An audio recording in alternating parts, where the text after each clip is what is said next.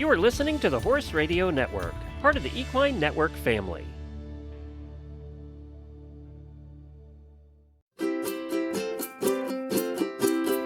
Hi everyone, this is the Ask Annie podcast, Horse Girl reviews on products you use.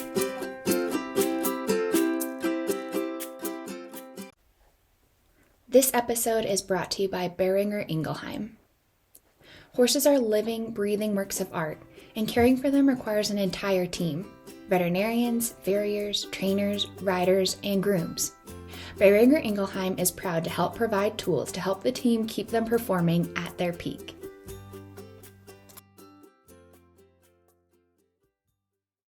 Well, I'm excited to welcome back to the podcast Dr. Steve Grubbs. Dr. Grubbs is the Equine Technical Manager at Boehringer Ingelheim. Dr. Grubbs attended Ross University and the University of Tennessee. He went on to work for 11 years in private practice before returning to graduate school and obtaining a Ph.D. in comparative and experimental medicine, with an emphasis on virology and immunology. Dr. Grubbs now continues his research with BI in areas such as PPID and equine respiratory disease. Dr. Grubbs joined me this past May to discuss equine asthma on episode 73 and is now back to discuss his other research focus, PPID. Thank you for being on the podcast again, Dr. Grubbs. Yeah, well, thanks for having me. I enjoyed the last time. Yeah, me too. Yeah. So the last time you were on, we talked about equine asthma and what horse owners can do to manage a horse that may be prone to respiratory issues. This week, we're talking about another ailment, PPID. Can you give us the rundown on what PPID is?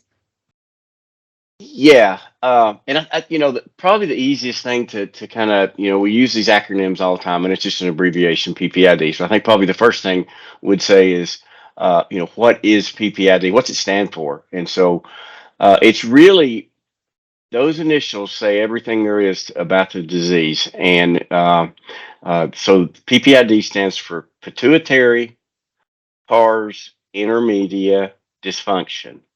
That's why we say PPID, right? And so who wants to repeat that a lot? But but the disease itself is a disease or dysfunction. That's what the D stands for, dysfunction of the pituitary.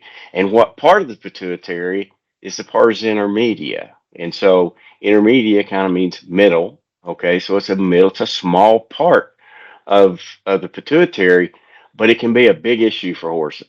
And so even though it's a small little piece of tissue, it results in some big things. And so we say, what is it?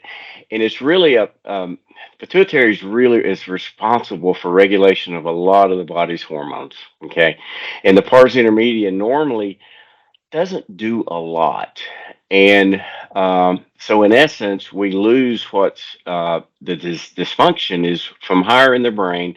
We lose some control on the pars intermedia because we have a decrease in a neurotransmitter. This is where it gets deep, called dopamine. And so when that happens, then when we lose that dopamine, to that effect on the pars intermedia, really what happens is the pars intermedia kind of wakes up because the dopamine kind of keeps it quiet. So when we decrease that dopamine, it wakes up. And so now we get an overproduction of these hormones, and then we start seeing the clinical signs. So in a nutshell, that's it. There's a whole lot right there. But and so a lot of times we'll hear the term Cushing's, okay? And PPID, the term itself, was around before Cushing's. Cushing's is kind of a human disease. We see it in dogs. It's different, okay? It's a different disease in horses. And so you'll hear it called equine Cushing's disease. People just short for Cushing's. I think that came around because who wants to say pituitary pars intermedia dysfunction? Cushing's is a lot easier, right? And so the problem with Cushing's, with just saying that, and I have no problem with the horse owner and vets talking about Cushing's, but I think where we need to really be careful when we're talking about Cushing's or reading something out on the internet that discusses Cushing's, are they talking about PPID or are they talking about another syndrome we see in horses? And a lot of times we'll see them both in the same horse, called equine metabolic syndrome, and that's something completely different. So I think that is a something we really need to make sure when we're just using the term Cushing's, because I've seen it used both ways. So I think it can be a little confusing that way. And so that's why I kind of stick with PPID because I know exactly which disease I'm talking about. That definitely makes sense. What horses are more prone to PPID? Okay. And probably the largest risk factor for PPID is increasing age that we know of. Okay. We want to think of breeds and that sort of thing, but right now, there may be some more breeds we may see it a little bit more, but can we really call it a higher risk? And I could give you one real clear example. We've done a lot of clinical research on PPID. I almost said it myself, but on PPID for quite a few years now, and probably the first, I'm going to say 3,000 horses tested. Uh, we had over 66 different breeds that were PPID positive. And so we may see some that might be a little more prone, but it's hard to say. So really, it's increasing age is probably where we are at that point. Interesting. And why is PPID such an issue in aging horses? Okay. And I think probably many reasons. Okay. But I think one that I'm going to probably two things because we look at our clinical signs. Okay, when you start looking at clinical signs of horses, and probably the most predictive or most common clinical signs that people will, I guess, tag on to PPID will be some hair changes, and it's really delayed shedding compared to the other horses in the barn. Okay, and it's a little bit different. And sometimes that delayed shedding can be in a regional area. It can be minimal. It can be along the jugular groove, on the side of the neck, maybe somewhere else. And the rest of the body has shed off well, but these areas didn't. Sometimes it'll be a regional where that horse just doesn't shed out at all. And then it'll get to where horses don't shed at all. Okay. That's really advanced. So what I really almost discussed was early clinical signs to it compared to an advanced horse. Now, other things, we may see some what we call immunosuppression. Their immune system may be a little bit suppressed. So they're a little bit more, they may be more prone to certain bacterial infections, certain infections. So, they may have more skin infections that are harder to deal with. There's lameness issues that are associated with PPID. We may have some muscle loss with PPID. Okay. It usually starts early, like right along the top line of the horse. And then over time, as it progresses, it can get more generalized, back over the rear end, that sort of things. We'll see it. One other thing we'll see is these horses may be a little bit lethargic. And, kind of one of the stories we hear a lot of time, people talk about, well, he's 15 or 16 or 17, he's just an old horse because he's just a little bit lethargic. And it's kind of like, that's not really an old horse. And they'll say, well, he makes a great grandkids horse. We can put the grandkids on it and he'll just go around the yard and just hang out and do whatever. Well, and this is something if when they start treating one of these horses, and we'll talk about that later, I'm sure. If we start treating one of these horses, they'll start to feel better and they'll get back to their old self. So it's not really a grandkid's horse anymore. So it's not the treatment that's making them like that, but they're feeling better. They look more like they used to. Okay. And so there's a lot of associated conditions that go along with it that's, that belong with PPID. Some of these horses may not sweat as much, some. Okay. And so I've kind of talked about, a handful. There's a handful of clinical signs that go along with it. So I think it comes back to, what are we doing with this horse and how can we help this horse? So I think it's a big issue, in that respect. Definitely. And obviously, we can't prevent aging, but can PPID be prevented? In a nutshell, the short answer to that would be no, not really. Okay, no, we can't. I think what we understand what to do is probably understand and learn how to recognize it. Okay, because I think that's where we've come so far in the last, years of understanding early horses and that sort of thing, instead of waiting till the horse looks like you know, a woolly mammoth or something like that. Then we're really behind the eight ball. Not completely, but we've got a lot more work to ahead of us. So I think early recognition, and I think folks, understanding what these horses look like. That's the first thing, is we got to recognize them. You mentioned a couple of them, but what is a checklist that horse owners can recognize in their horses if they have PPID? Yeah, and I think probably nobody knows that horse better than the horse owner, right? Nobody sees it as much, and because as a veterinarian, I might see that horse once. Sometimes you see it once a month, but sometimes it's once a year. Sometimes it's a couple of times a year. So nobody knows it better than the horse owner. So I think attitude is one. Has the horse become just a little bit, maybe a little bit lethargic, something like that? Did this horse not shed out according, if you've got three or four horses, everybody else shed out really well. And for whatever, and this horse just didn't, maybe in some other areas. And it may not be as noticeable. That may be easy. That's easy to say, and I'll give you an example if it's okay.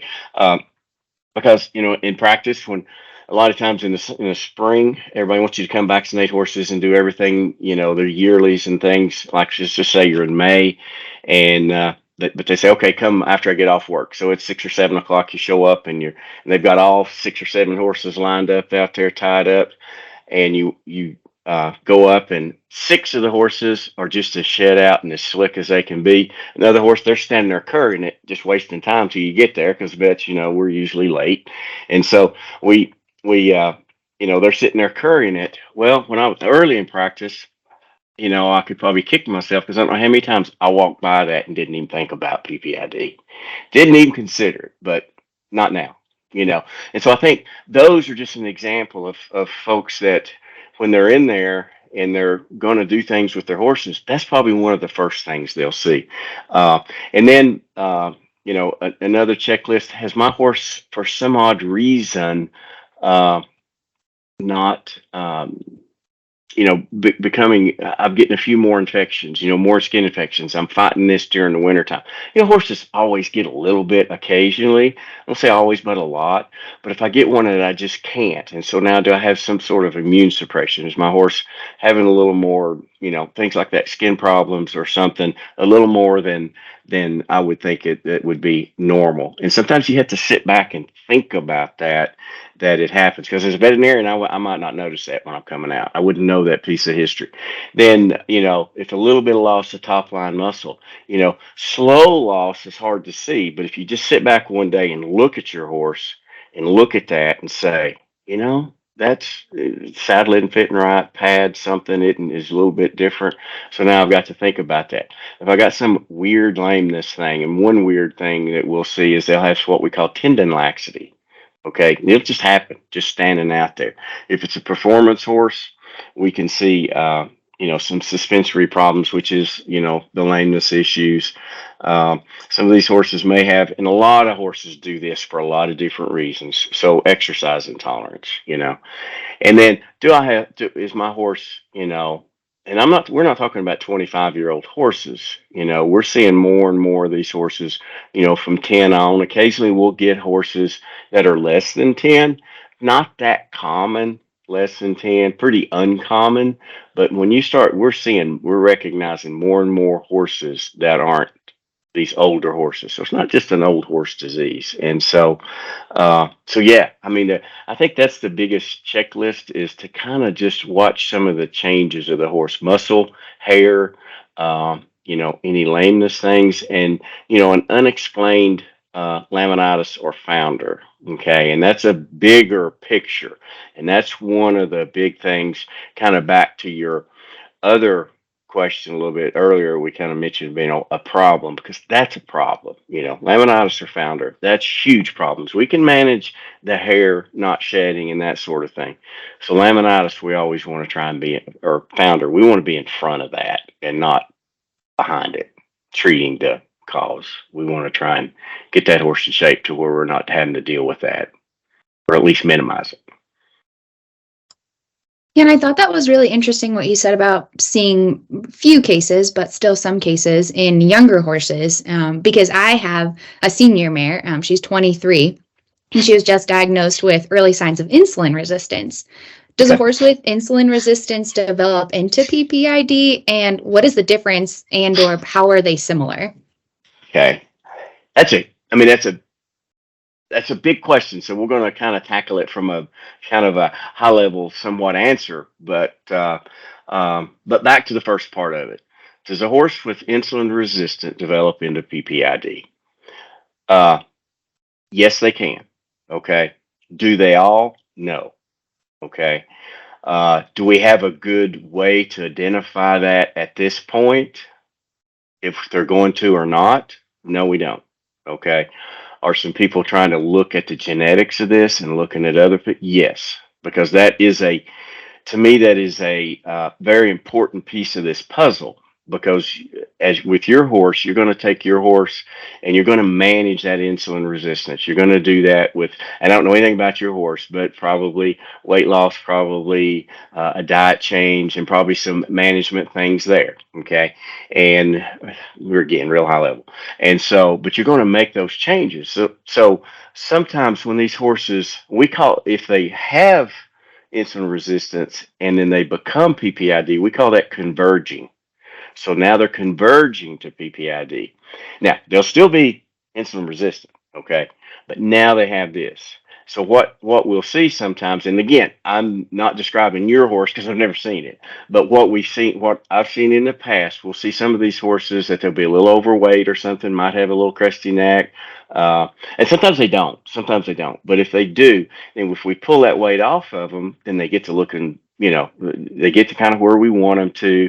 Their insulin levels come down, and so everything's going along really well. Then all of a sudden they lose a little bit more weight, and we're not really trying to. Well, what happens there sometimes is they're losing muscle mass.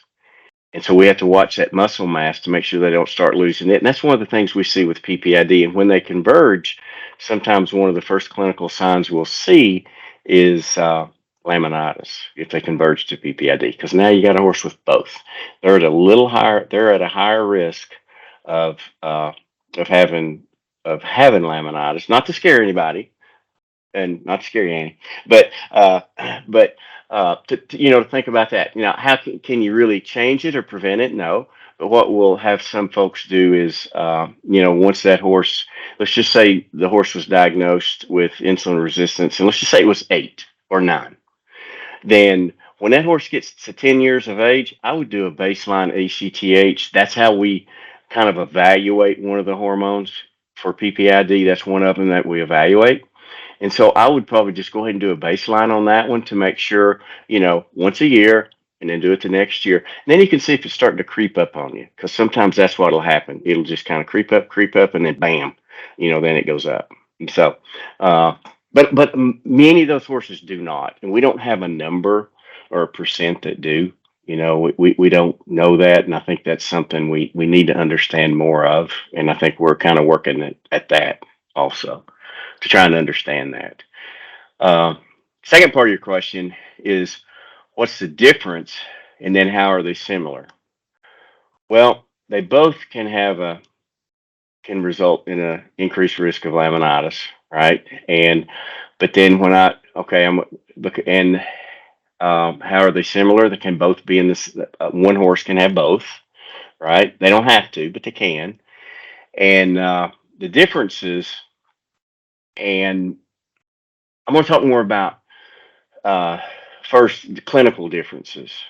Okay, clinically, and I'm talking about the typical horse. There's everything away from typical, but the typical horse. Let's talk about insulin resistance, and I'm going to relate that to what we call equine metabolic syndrome. Okay, and those horses typically have some degree. Some of them can be overweight. They don't have to be, but some of them can be. And I'll note this, not every overweight horse has insulin resistance. Okay. So that throws another inch into it. But that's why we can do some blood work, because we can sort that out. But let's just say EMS, you can kind of picture this, a horse that may not be I've heard it put in some places. It may be too fat in some places and too thin in others. Meaning you might have a little bit of a crusty neck, maybe a little bit of fat over the withers, maybe not, maybe over the tail head a little bit, and then maybe the inguinal areas. And then from there you can have a horse that's really overweight everywhere, or something kind of in between. So I think about those two, we call them phenotypes, kind of what the horses look like, you know. And so we look at those clinically. The typical PPID horse will normally, the typical one, will have a little bit of muscle loss, maybe a little hair changes. We don't necessarily see those hair changes with EMS, okay? But with PPID horses, we'll see a little muscle loss. We'll see the hair changes. We don't see the hair changes with metabolic horses. We don't really see the immunosuppression in EMS horses. But the one thing that they'll have in common and is we'll have horses that are EMS and PPID, or PPID and with insulin resistance, that their insulin or that their laminitis risk goes up over 3 times, when they have both. So their risk goes up with that. So that's why either one of those, when we're, looking at these horses, we want to make sure, first of all, clinically, and sometimes when horses have both clinical signs, then we always test for both diseases when we're doing it at a minimum. Okay. So then we can rule one out. And if they have one, or we can, okay, they have both. So now we have to manage those horses probably a little different if they have both compared to one or the other. So yeah, it's not as complicated, but it takes a little bit of, not detective work, but maybe a little bit, to kind of sort these out. Yeah, and just like the equine asthma episode, it definitely sounds like management and treatment are the best options. And BI offers Percend for horses to help control the clinical signs associated with PPID. What are some key components of Percend that make it a valuable option for horses with PPID? Okay. And before I answer that question, something you just said about the management. And I think that's something when we're looking at these horses, and I discussed. I'm not going to get really into any depth at all, but we're going to look at these horses' clinical signs, and if they have the clinical signs and a history of, let's just say, PPID or EMS, either one, then I think we actually want to look at some lab work, because the lab work itself helps us sort out, do we have one or the other, or do we have both? And with that lab work, we really want to diagnose the whole horse. I don't want to just focus on the pituitary itself, right? And so now if we jump to management, just like you mentioned, we want to manage the whole horse. We don't want to just manage the pituitary. We don't want to, because if we want to manage these, we want to manage the diet, because the diet will be different if the horse is only PPID versus a horse that has insulin resistance. Okay. And so one thing, before I answer the Percend question, let me get back to the insulin resistance, because one thing I really didn't mention there that I think is these are very intertwined. They can be separate, these two issues or syndromes in horses, diseases, that they are intertwined. But insulin resistance itself, why we are so concerned about it, is when we talked about the phenotype, right? They either have that regional adiposity, crusty neck sort of thing, or they can be overweight. And then if their insulin levels, when we test them, are elevated, then that elevated insulin level has shown that those horses are at a higher risk of laminitis, okay? And obviously, the higher the level, obviously the higher the risk. Now, but there's different risks for different horses. So it's not like, okay, if my insulin's over this, then the risk is it's going to get laminitis. Or if it's less than this, it won't. It's not really that way. But when it starts getting really high, we know that risk for laminitis goes up. And if we can decrease those levels of insulin, then then that's really what we want to do, to minimize that risk of laminitis in these insulin resistant horses. Now, you mentioned about Percend. Well, Percend is used, Percend is pergolide tablets, is it's labeled to control the clinical signs or manage the clinical signs of horses with PPID. Okay, not for EMS, right? That'll be different, right? And so, and how is it really a good option? Well, back to what we said, what is PPID? And in an essence, we said we've got, because of that lack of dopamine, here we're getting a little bit deep, but that lack of dopamine, and now we've gotten the pars intermedia that is normally quiet. Well, if we've got that lack of dopamine, now it's really, really uh, uh, hyperactive, right? It's producing a lot of hormones. So what we're doing with Percend is Percend pergolide will bind to the same spots to where that dopamine would have bound. Now we're trying to quieten that pituitary down, and as we do that, our clinical signs should improve. That's what we're looking at right there. And so it's kind of, it would be, it's a drug of choice, it really is. And pergolide has always been a drug of choice for this. And, with what we have out there right now. And so, I think that is, kind of where you come in with the option of treating these PPID horses, because the insulin resistant horses, we're going to manage those differently. Yeah, what makes a horse a good candidate for Percend? Right. And I think first and foremost, it's really, the simple answer is a horse with clinical signs and abnormal lab work, because that's where we're looking, right? We've got a good diagnosis, and now we're starting with Percent. And so, what we usually tell folks when we start Percent, kind of what to look for.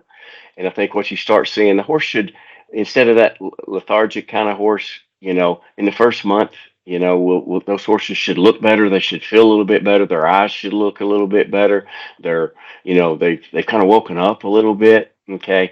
And then, if they've got those hair changes, usually those take a little longer, and it depends on the severity. It can take 2, 3, 4 months sometimes for those changes to really, show a huge improvement there. Muscle mass would be pretty much the same thing. One thing I didn't talk about with some of these PPID horses that we'll see a quick improvement on is some of these horses with PPID, not all, but some, they'll have they'll drink more water, and then obviously they'll urinate a lot. You may not notice that if they're out in a pasture all the time, but if they're in a stall, I've walked into a lot of stalls, and if the horses weren't messy, sloshing their water around everywhere, you can feel it under your feet when you're walking, and you can smell it too, because horse owners are just killing themselves trying to clean the stall.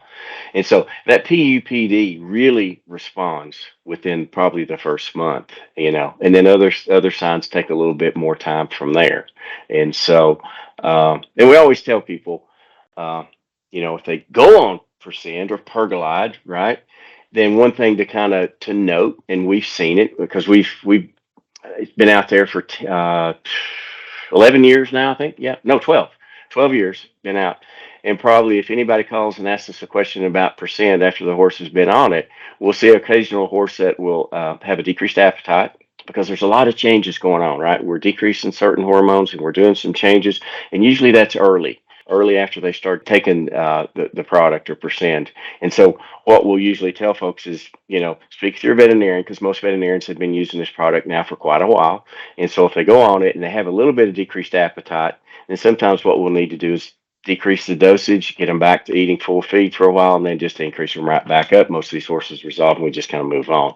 But it is one of those things. It's usually a temporary sort of thing. But I usually tell folks to do that, because they'll probably notice it, and to call us, and then we can, kind of work through that, because it's usually simple. But it is something that's, I won't say common, but I'm going to say a little over, out of 10 horses, you're going to get that somewhere between 2 and 3 horses that may do that. And out of 10. So probably, 20%, something like that. Interesting. Yeah. So if a listener thinks that their horse might have PPID, what sort of questions should they ask their veterinarian? Yeah. And I think probably the first thing is, if they think their horse may, the first thing I'm going to think of is, what I'm going to write these down too. I think it's important for horse owners occasionally so they don't forget. If they think of something and say, my horse did have a skin infection this past winter that took a long time to get over, or I had to treat it 2 or 3 different ways. It was a little different. And then this spring, it didn't shed out till later, but it did shed out, but it was much later than my other horses. So, little things that we notice that are like that, or it is drinking a lot of water and urinating a lot. And so, the little things, and then is my horse acting, is it a little bit lethargic? And just because it's 16 or 17 or even 14, that's not an old horse, right? Has it changed somehow that way? Has something changed over the back line? So I think those are some of the questions. And then asking the veterinarian, to come out, take a look at the horse. What should we do? Right. And should we test this horse? Because they'll do a physical exam, they'll listen to your history, and then decide whether the horse, should be tested. And at that time. So yeah, I think that's step one, and then kind of look at your results, because occasionally we'll get back results. You'll get a horse that it just looks at you and it says I'm a PPID horse, and its blood work comes back normal. That happens sometimes, and so then we have to go. Then we'll come back. And sometimes we'll come back and we'll do a different type of assay. It takes about 10 minutes. It's simple. It's easy. It's not that expensive, but we have to look at it in a little different way. It's a little more sensitive test that we don't really do all the time, because in a lot of horses we don't need to, but occasionally we'll have to come back and do that. So, and then if your horses are really early signs and it comes back, sometimes we'll just start out with that test, or there's nothing wrong if we if we wait and the horse doesn't have much in the way of clinical signs, and sometimes we'll just test it 6 months later or a year later and see, or unless something changes to where we need to test it sooner. And so, yeah, there's obviously a lot of questions, about that, and I think it's, the more interested, and the more educated, and because as veterinarians, we're going to depend on the horse owner, right? Because we're going to ask them questions too, and so I think anytime they note something, kind of write it down, jot it down, because we've got iPads or phones, we can put note sections on our horse and what things have changed or didn't change. And just some little differences, and this is probably one thing that I would say to horse owners too, is don't just think it's an old horse. Even if it's 20. I mean, there are so many horses out there that are 15, 20, 25 that are performing at a really high level and really doing and if something changes, I mean, I've seen horses that were 16 or 17, they said, he's like that, he's just an old horse. It's like, let's rethink that thought just a little bit, because it's amazing how some of these horses, we can turn around. But again, it takes diagnosing the whole horse and managing the whole horse. And when we look into that, your farrier is so important to help the horse owner and the veterinarian key us into things that are going on, because they're looking at the foot. They're really focusing on the foot. And a lot of farriers now are thinking about PPID whole horse sort of approach. So, instead of what's going on in the foot, they're looking at the foot and they see something that pings them. They sit back and look at the horse, and the vet hadn't been out there in 8 months, and then they'll talk to the horse owner and say, look, these things kind of match up. You might want to get your horse checked or something. So I think a lot of folks are, kind of taking the team approach to work together, because it really, really helps. Because there's little things that we all see that some of us see that others miss, and some of the other folks see that we miss, So it's good. Tying that back into what you said earlier about the horse owner knowing the horse best, it's the same thing. So really just, relying on your own insights, and then allowing your support team to help you. So yeah, and it really is, because and I think a lot of times, and I've said this or I've thought this for a long time, with horses with whichever endocrine disease we're talking about, whether it's PPID, EMS, or whether a horse has PPID and IR, because we want to, if they have, if the horse has both, we can manage those horses, right? And so, but I think everything helps when we all kind of work together, right? The farrier. if you've got a nutritionist around that you can call, that sort of thing. The horse owner and the veterinarian, we all kind of have a part, and we all kind of take the, kind of a team approach to kind of work together. And then, everybody benefits, and most importantly, the horse benefits, right? And so, because it's amazing what that team of folks can kind of do. And it's probably not anything we don't do by ourselves, but now putting that collective together, I think it's huge. And so yeah, it's a lot of these horses that, we just need to identify them. And that's pretty much what we talk about is first we need to kind of educate ourselves and make sure that we can recognize some of these things or think about it. And then once we do, then we diagnose these horses. And then once we're there, then we're going to manage these. And the thing about it, when we get to management, we talked about it, percent is a very important part of that, but it's not the only part, right? Because if we have a horse with insulin resistance, now we're looking at diets, right? What do we need to feed these horses? If a horse doesn't have insulin resistance, we may feed it differently. And so, and so there's kind of things to work out. So the blood work is important to do to help us sort that out so we can kind of understand where we need to go with each type of these horses. And like I said, it's a puzzle, but it's not that hard to put together.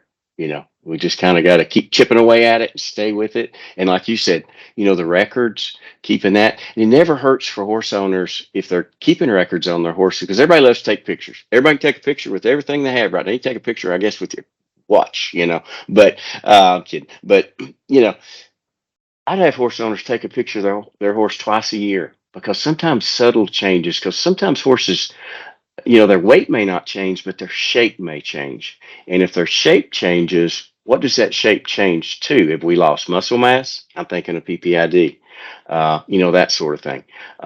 Because we can, that's sometimes what we'll see. So they can write down and keep a record of what they're doing, what they're seeing, if they're seeing any changes. And then a picture, twice a year, take it kind of in the same place, the same area of the barn with the same lighting, so from the same, just different angles, and try and get the whole horse in the picture, and to where you could, if you had to write a description and say, okay, this horse is pot belly, this horse is not pot belly, this horse is, a decreased muscle over the top line. No, it doesn't. But because sometimes subtle changes, that's the downside of being a horse owner, right?